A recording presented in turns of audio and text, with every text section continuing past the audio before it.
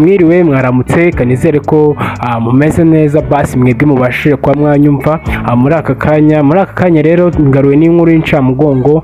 Ni inkuru ivuga ku munyamakuru wakoranaga na Oswakim ku gitangazamakuru cya Radio TV10, aho uyu munyamakuru yitabye Imana.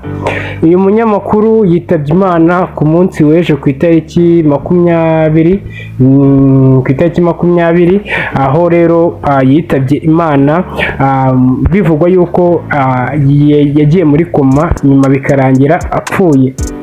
So rero umunyamakuru bita Pascal yari umunyamakuru navuga ngo waruzwi cyane ku itangazamakuru cya Radio TV10, aho yakoraga mu kiganiro cy'ubusesenguzi mu byaranze icyumweru akorana na Oswakim.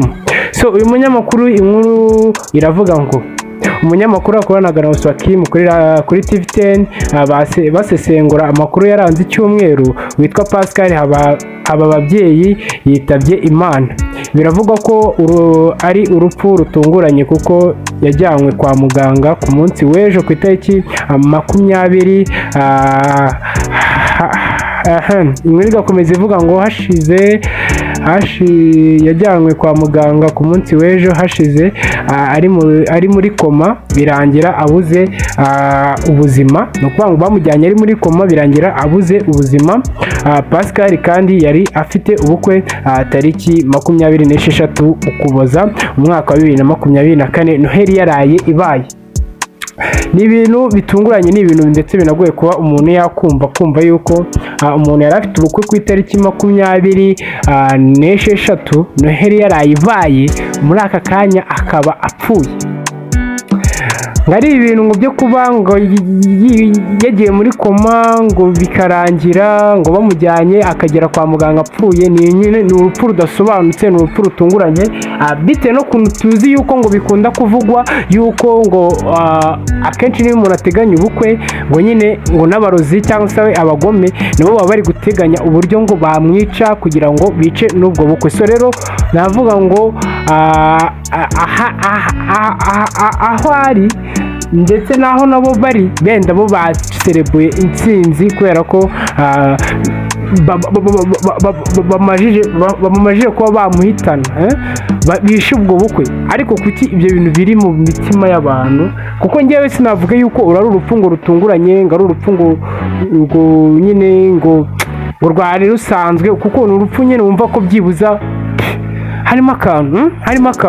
So rero uyu munyamakuru Pascal ni umunyamakuru navuga ngo wari ufite ubusesenguzi bwiza muri rya gitangazamakuru, kandi yari initi muri bo mu bintu bijyanye no gusesengura bya politike. So rero ko tumwifurize kuba yagira iruhuko ridashira, twihanganisha imiryango migari y'abanyarwanda ndetse tunihanganisha n'umuryango mugari w'itangazamakuru yakoreraga Radio TV10, bakomeze kugira kwihangana n'umuryango n'inshuti n'abavandimwe.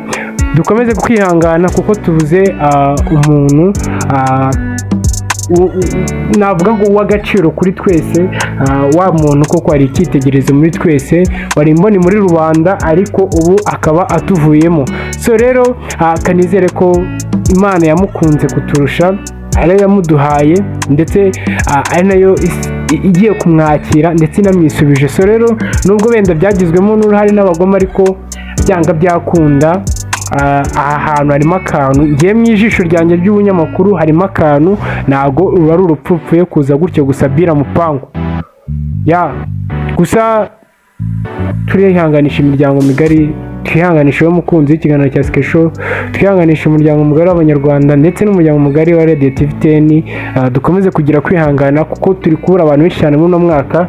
Ejo bundi ku itariki 19 twabuze DJ Dizzo, none n'ubu ku itariki 20 tubuze undi musore wacu. So rero kanizere ko basi aho bari bose Imana iri kubahereza iruhuko ridashira, kandi tubifuriza kuzagera ngo tuzabonane mu bundi buzima buri imbere. So rero nge turi kumwe ni Sky again ya Pablo Papito Pacino Makadante Greca Scope Pistol ya Back and Sharp Back and Boy na Deshina Devane the Queen ya Shop ya DJ Sky Miss Move.